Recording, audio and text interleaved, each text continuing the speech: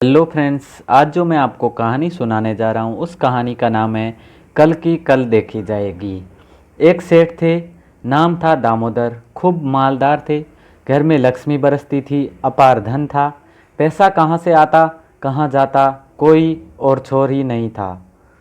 एक दिन सेठ जी ने मुनीम से पूछा, मुनीम जी ज़रा बताइए हमारे पास कितना धन है। मुनीम जी बोले, सेठ जी ऐसे कैसे बताए, हिसाब किताब लगाने में ही महीनों लग जाएंगे। सेठ जी बोले, अजी तुम मोटा मोटा हिसाब लगाकर अंदाज से ही बता दो। थोड़ी देर से मुनीम जी ने बताया, सेठ जी आपके पास अकूत धन है, हिसाब लगाना मुश्किल है। हाँ इतना ज़रूर बता सकता हूँ कि यदि आपके यहाँ इसी तरह खर्च होता रहा, ऐसे ही शादी ब्याह होते रहे, ऐसे ही दान पुण्य होता रहा, इसी तरह हवेली के निर्माण पर खर्च होता रहा, तो यह धन 20 पीढ़ी तक चल सकता है। सेठ जी ने बात सुनी और समझी। फिर वे मुनीम जी से बोले, बस 20 पीढ़ी तक का ही इंतज़ाम है, फिर 21वीं पीढ़ी का क्या होगा। मुनीम जी बोले, सेठ जी मैंने तो अंदाजे से ही बताया है, अब आप जानो और आपका काम जाने, इसका उत्तर मेरे पास नहीं है। यह सुनकर सेठ जी का दिल बैठ गया। वे फपक फपक कर रोने लगे। उन्हें जितना समझाया जाता उतना ही अधिक रोते। घर जाकर उन्होंने खाट पकड़ी, खाना पीना सब छूट गया, उनकी नींद हराम हो गई और डॉक्टर वैद्य इलाज के लिए आए, पर कोई बात नहीं बनी। घर वाले परेशान, रिश्तेदारों का तांता लग गया। 4 जाते 8 आते, घर सेठ जी का ले देकर वहीं दर्द कि मेरी 21वीं पीढ़ी का क्या होगा। इसका कोई जवाब दे। सेठ जी के घर वालों को किसी ने कुछ बताया तो किसी ने कुछ समझाया। जिसने जैसा बताया वैसा किया। तंत्र मंत्र कराए गए, देवी देवता मनाए गए, झाड़ फूंक कराया गया, पर नतीजा कुछ भी नहीं निकला। सेठ जी की तबीयत खराब होती गई। सेठ जी लाइलाज हो गए। सेठ जी का एक लंगोटिया यार था, संतोषी लाल। वह देशाटन के लिए गया हुआ था। वह बड़ा अलमस्त था। सेठ जी से उसकी खूब पड़ती थी। जब वह लौटकर आया तो उसने उससे परम मित्र का किस्सा सुना तो उससे रहा नहीं गया। वह भागा हुआ दामोदर के पास आया। देखा सेठ जी पलंग पर पड़े करवटें बदल रहे हैं, लंबी लंबी सांसें ले रहे हैं। 21वीं पीढ़ी का क्या होगा, हाय राम, मेरी 21वीं पीढ़ी का क्या होगा। बस एक ही जाप चल रहा था। संतोषी लाल को देखते ही दामोदर रोने लगा। उसकी हिचकी बंद हो गई। संतोषी लाल ने कहा, अरे भले आदमी, ज़रा चुप तो लगा, बता तो सही कि आखिर बात क्या है। अरे भैया, मेरी 21वीं पीढ़ी का क्या होगा, रोते रोते सेठ दामोदर बोला। संतोषी लाल ने पूछा, ये 21वीं पीढ़ी का क्या मामला है, ज़रा मुझे समझा तो सही। अरे भैया, मैंने मुनीम जी से पूछा कि मेरे पास कितना धन है। मुनीम जी ने बताया कि 20 पीढ़ी तक का है। अब मुझे ये गम खाए जा रहे हैं कि 21वीं पीढ़ी का क्या होगा।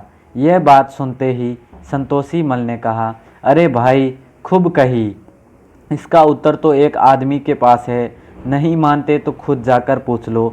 अपने मित्र का जवाब सुनते ही सेठ दामोदर के चेहरे पर चमक आ गई। वह पलंग से उठा, बैठा और बोला, बता भाई, वह कौन है, मैं अभी उसके पास जाऊंगा। अरे हमारे नगर के बाहर वासुदेव पंडित जी है, वह तुरंत बता देंगे। संतोषी मल तो बता कर चला दिया। इधर दामोदर ने रथ तैयार किया। अपनी पत्नी से कहा, चल एक थाली में कुछ खाने पीने का सामान रख ले, नगर से बाहर जाना है, वासुदेव पंडित से मिलकर आएंगे। सेठ की बात सुनते ही उसकी पत्नी ने एक थाली में गेहूं का आटा, गुड़, घी, दाल, नमक व मिर्च रख लिया। उधर रथ सज गया। थोड़ी देर में सेठ और सेठानी वासुदेव की कुटिया पर पहुंच गए। रथ को आते कुटिया के आगे नीम की छाया में खड़ा कर दिया गया। वासुदेव की कुटिया में 2 छप्पर थे। एक छप्पर बाहर था और दूसरा भीतर के हिस्से में था। कुटिया के आगे वाला आंगन गोबर से लीपा हुआ था। एक तुलसी का गमला था। वासुदेव छप्पर के नीचे एक तख्त पर बैठे हुए थे। तख्त के पास आसन बिछा हुआ था। सेठ जी ने पंडित जी को आवाज़ लगाई। पंडित जी ने दोनों को अंदर छप्पर में बुलाया।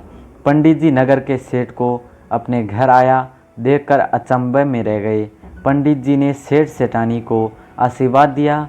सेठानी जी ने पंडित जी के आगे सामान से भरी थाली रख दी। पंडित जी ने पंडितानी को आवाज़ लगाई। पंडितानी तुरंत पहुंची।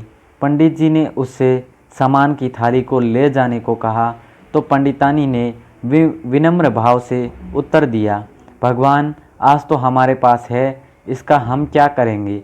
पंडितानी की बात सुनकर सेठ जी बोले, आज है तो ये सामग्री कल काम आएगी। पंडितानी ने जवाब दिया, सेठ जी कल की कल देखी जाएगी, आज तो हमारे पास है, आज जिनके पास नहीं है उनको दो तो अधिक अच्छा रहेगा। यह कहकर पंडितानी भीतर चली गई। हाँ, पंडितानी की बात सेठ जी के गले ज़रूर उतर गई। कल की कल देखी जाएगी, यह बात उनके दिमाग में घूमने लगी। वे सोचने लगे, इन्हें कल की भी चिंता नहीं है और मैं 21वीं पीढ़ी के लिए मरे जा रहा हूँ। पंडित जी ने कहा, सेठ जी इस थाली की सामग्री को रख लो, इसका सदुपयोग करो और यह तो बताओ कि यहाँ आए कैसे। कोई बात पूछनी हो तो पूछ लो। सेठ ने कहा, नहीं पंडित जी, कुछ भी नहीं पूछना, मुझे तो मेरे सवाल का जवाब मिल गया है। यह कहकर सेठ जी वहाँ से चले गए। धन्यवाद। चैनल पर अगर नए हैं तो चैनल को सब्सक्राइब ज़रूर करना और वीडियो अच्छा लगा तो वीडियो को लाइक करना और अपने दोस्तों के साथ शेयर ज़रूर करना। बेल आइकन ज़रूर प्रेस कर ले ताकि नेक्स्ट वीडियो अपलोड होते ही नोटिफिकेशन आ जाए।